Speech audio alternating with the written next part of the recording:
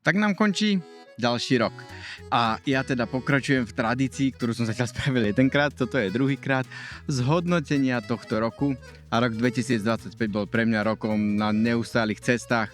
4 zájazdy, tuším, a 7 tlmočení, do toho turné po Slovensku, niekoľko dovoleniek. Bol to rok neustále na cestách, takže nie je lepšieho miesta, kde toto video začať ako na vlakovej stanici. A nie obyčajnej vlakovej stanici, ale na vlakovej stanici, ktorá bola len pred mesiacom dokončená a spustená. A idem z Chungchingu do Zhangjiajie, čo je cesta, ktorú mám aj v mojom zájazde, kde som budúci rok plánoval, že to bude posledné miesto, kde sa dajú zažiť ešte staré vlaky, s ktorými sa dá v Číne už skoro nedá dopraviť, ale ako vidíte podľa tejto vlakovej stanice, bohužiaľ to budem musieť z programu vynechať, pretože pred mesiacom spustili túto novú vlakovú stanicu a už aj tam chodia rýchlo vlaky. Tak, no ale aký bol tento rok? Okrem toho, že bol na cestách, január pre mňa začal tak trochu šokom, lebo som bol zrazu po 3 rokoch späť v Šanghaji. Nečakane a neplánovane. Kto ste videli moje video Road Trip z Yunnanu do Šanghaja, bolo to krásne, kým to bolo, tak sa volalo, tak viete, že som proste náhle sme sa spontánne, alebo tak z ničoho nič sme sa rozhodli z Lio, že sa presneme späť do Šanghaja a v januári som sa zrazu ocitol v Šanghaji, netušiac ako to, čo tam robím a hlavne sme nemali nikde bývať, pretože sme sa rozhodli zrekonštruovať si náš byt, ktorý sme kúpili ešte po svadbe a bývali tam svokrovci a rozmysleli, že sa tam nasťahujeme vlastne na to satelitného mestečka Šanghaja, o čom som mal už jedno video, ako vyzerá bohatý vidiek Šanghaja. No ale vtedy ešte ten byt nebol. A takže bývali sme so svokrou v malom byte a s mojou ženou natlačený. Nechýbala, pre mňa to bol šok, takže som hneď po Silvestri som rýchlo s Totom a s mojím kamarátom išiel aspoň do bambusových lesov na taký predĺžený víkend, trošku si vrátiť späť prírody do žil, zmierniť si ten absťah, ktorý som zrazu mal uprostred Šanghaja. A bolo to pre mňa dosť ťažké obdobie ten január. A spracoval som ho písaním. Začal som vtedy strašne veľa písať. Každý deň som písal. Písal som newsletter, písal som si poznámky, písal som moju 3. knihu. Za január som toho napísal strašne veľa. Bohužiaľ, všetko sa mi potom vymazalo.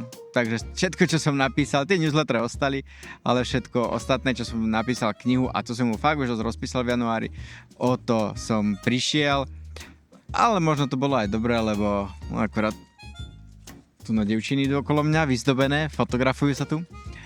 Takže možno to bolo aj dobré, lebo to pre mňa bola skôr taká terapia, než možno by to bola zlá kniha. Berem to tak, že to bola dobrá terapia a zlá kniha by to bola.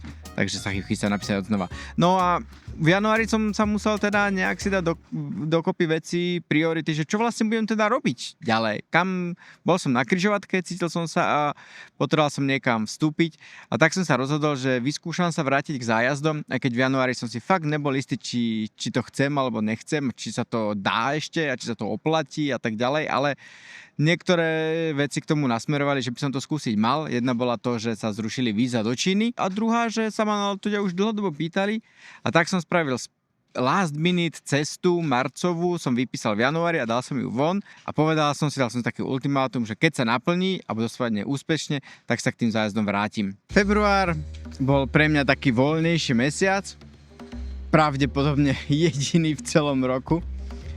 Február je pre nás vždycky aj celkom plný, pretože máme s Liou výročie, oslavali sme 11 rokov od svadby, plus mám narodeniny, plus moja svokra má narodeniny, plus je čínsky nový rok, takže február je vždycky taký celkom plný rok, rovnako bol aj tento rok a rozhodli sme to s Liou aj oslaviť výletom do mesta Xiamen, kde som bol druhýkrát, ale prvýkrát tak trošku poriadne, čo je prímorské mesto, vlastne krížom oproti Tajvanu. Z toho mám aj videjko, jedno z mojich obľúbených videok tohto roku, aj keď tento rok ich nebolo až tak veľa. V marci som spravil môj prvý zájazd tohto roku, spontánny last minute zájazd Festival princov, ktorý bol do Yunnanu. Z 2 dôvodov, chcel som ísť späť do Yunnanu, do mojej dedinky Shashi, znova si ju pozrieť a poriadne sa s ňou rozlúčiť a taktiež som chcel zistiť, že či to ešte budem robiť tie zájazdy, nebol som rozhodnutý a chcel som si to vyskúšať. No a na konci zájazdu som zistil, že ma to vlastne strašne baví a rozhodol som sa že budem pokračovať. A tak keď som sa vrátil z tohto dvojtýždňového zájazdu, ktorý dopadol naozaj skvele, tak som hneď pripravil ponuku zájazdov na celý zvyšok roka, teda hneď, trvalo mi to niekoľko týždňov, kedy som pracoval za počítačom, pripravoval nové cesty, prerábal kompletne celý web, spravil ponuku zájazdov na celý rok a to som spustil. No a mal som plán, čo budem robiť ten rok, lebo keď sme prišli do Šanghaja, tak som fakt netušil, že čo v tom Šanghaji budem robiť, čo budú ďalšie, bolo to proste, nemal som plán do ďalších mesiacov a takto som si ho spravil, čo bolo super a z Leo sme to nakoniec oslavili na koncerte Cigarettes After Sex, čo je naša jedna z obľúbených kapel. V apríli som mal teda svoj prvý zájazd úspešne za mnou a definitívne som sa rozhodol, že sa vrátim zájazdom, ale najprv ma čakalo ešte prvé tlmočenia tohto roku. Zároveň začiatkom apríla už sme mali steny, už byt začínal vyzerať ako byt a už nás tlačil termín, lebo na konci mesiaca sme sa chceli sťahovať. Takže ja som išiel na moje prvé tlmočenie a keď som sa vrátil, tak sme z Leo hneď išli do Yunnanu, pretože sme si išli pobaliť veci do šaši, do nášho domčeku. Nuž a potom ako sme si všetci veci pobalili, nechali ho doslať do Šanghaja, tak sme si dali ešte taký krátky výletík s kamarátmi po provincii Yunnan. Išli sme do tropických oblastí, to bolo úžasný výletík. A potom som sa, tento typek strašne kričí, potom sme sa vrátili do Šanghaja a hneď sme sa sťahovali. Byt bol dokončený, vo väčšine časti, ešte nebol úplne dokončený, ešte sme nemali žiadny nábytok, bol to len holobyt, ani posteľ sme nemali. Takže som sa prvýkrát vyspal v našom byte, ale na zemi, lebo posteľ ešte nebola a po prvom dni som hneď musel ísť ďalej, pretože som mal ďalšie tlmočenie a kolobeh tlmočení mi oficiálne začal.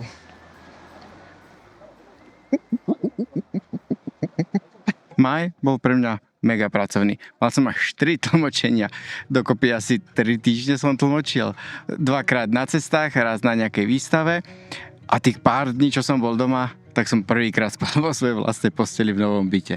Takže aspoň to bola príjemná zemena, že prvýkrát som si vyskúšal, aký byt sme si vlastne postavili, zrekonštruovali, ale inak to bolo tlmočenie. Jún bol veľmi podobný. To som mal ďalšie 2 tlmočenia. Najprv na začiatku mesiaca, potom som chvíľku strážil Totika doma, pretože Lia zase vycestovala, ona išla späť do Yunnanu na akupunktúru na nejaké 2 týždne, vyše 2 týždňov. My sme s Totikom išli na výlet do bambusových lesov, kde ale trochu ochorel, takže potom odtiaľ sme išli hneď na veterínu, bohužiaľ, ale dal sa dokopy, Lia sa vrátila. Sme si vymenili stráž a išiel som na ďalšie tlmočenie ten mesiac. Takže maj, jún som mal plný tlmočení. Toľko tlmočení som nemal niekoľko rokov za sebou, ale tú prerábku bytu sme museli nejak zaplatiť, takže som bral všetko, čo prišlo. Počas letných prázdnin mám vždycky roboty najmenej, to je pre mňa také voľné obdobie skoro každý rok, to rovnako to bolo aj tento rok, do Číny nikto necestuje, alebo všetci majú prázdniny, plus Číne sú strašné horúčavy a nedá sa vydržať. Takže aj ja som zdrhol z Číny a v júli som išiel na Slovensko. A na Slovensku som sa dlho nezdržal, pretože hneď potom som išiel do Norska, ešte ho mám aj video o cestovaní v Norsku. Zase jedno z mojich obľúbených videí tohto roka, lebo to bola úžasná cesta s mojim najlepším kamarátom. A potom som sa vrátil domov, boli sme s Liou asi týždeň zase spolu a zase ušla ona, pretože ona išla po druhýkrát do Yunnanu za lekárom čínskej medicíny na akupunktúru. V podstate na také druhé kolo. Stále sa je totižto nezlepšoval jej zdravotný stav, mala strašné alergie, problémy s dýchaním, s pokožkou, ale hlavne s tým dýchaním a nevedeli sme prečo. Preto chodila k tomu lekárovi čínskej medicíny a neskôr sme zistili teda bohužiaľ, že sa jej od covidu strašne zhoršila alergia na psa, čo bola pre nás dosť tragická správa. V júli teda Lia bola na akupunktúre v Yunnane a ja sme s Totikom boli sami doma. Kúpil som si cestný bicykel, aby som začal bicyklovať, pretože tá oblasť, kde ja bývam, je proste ideálna na cestný bicykel.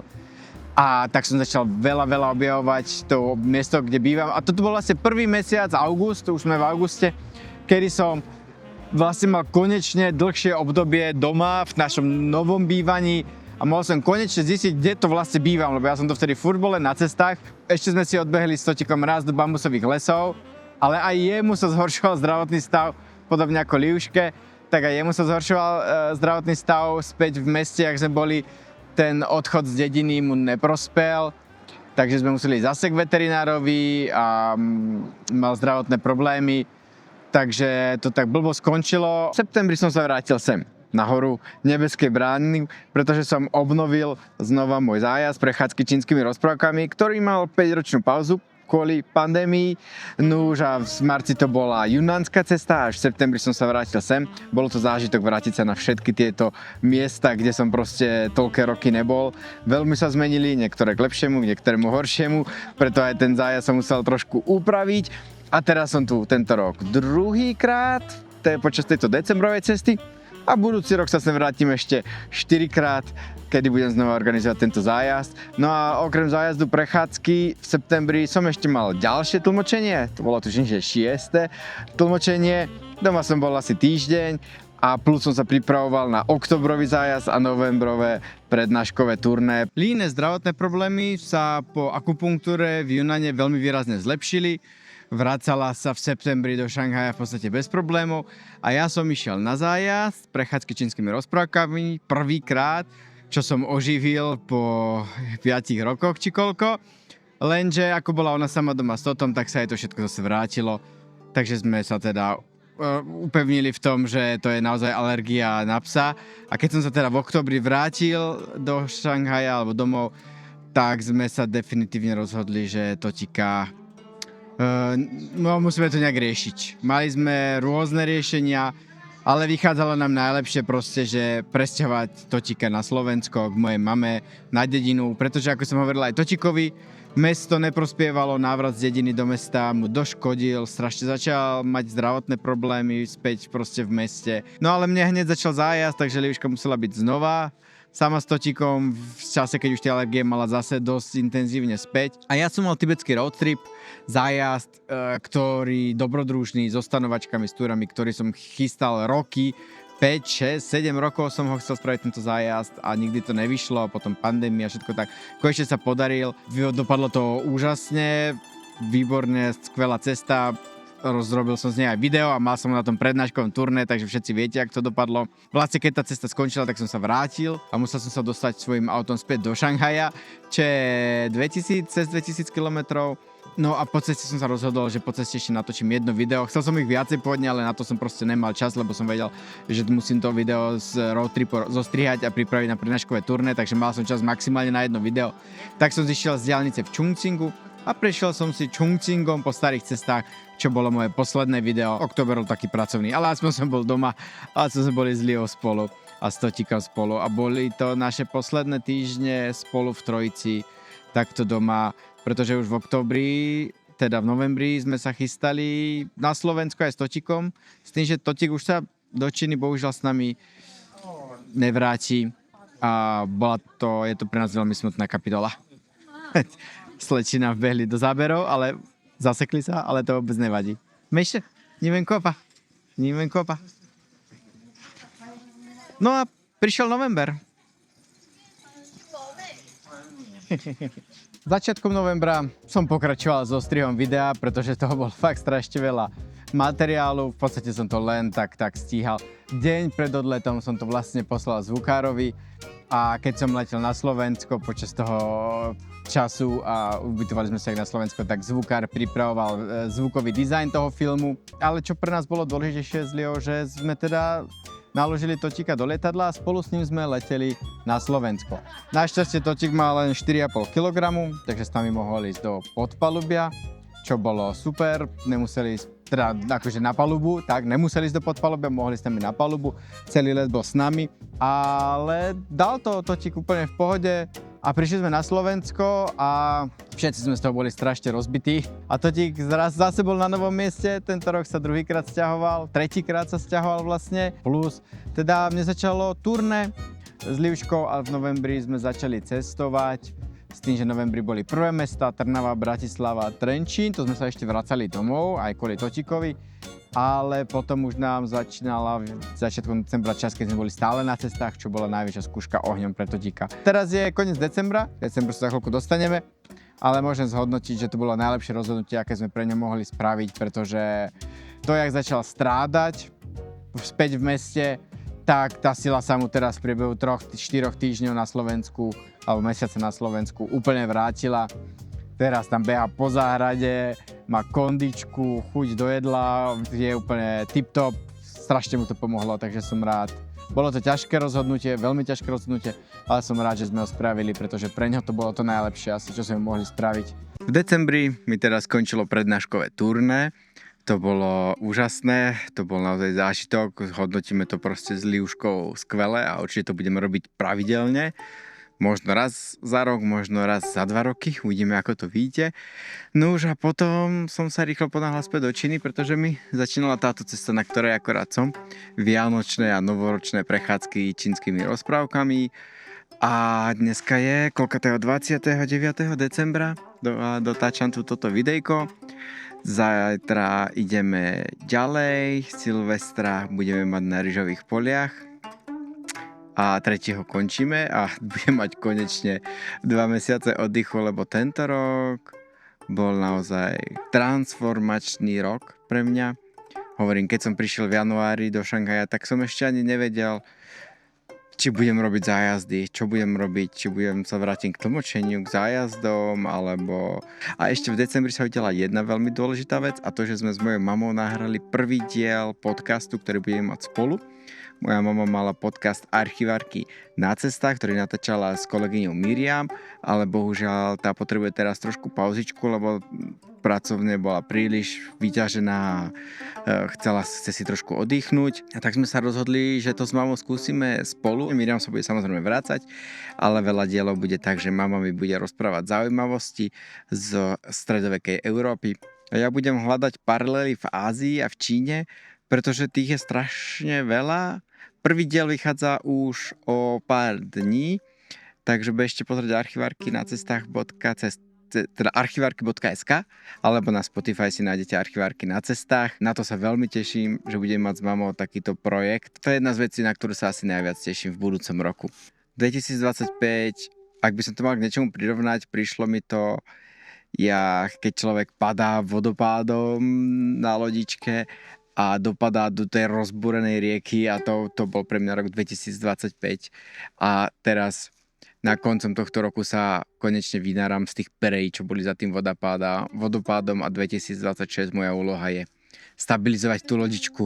Prajem vám všetko dobré do roku 2026 a vidíme sa v nových videách na zájazdoch na prednáškovom turné.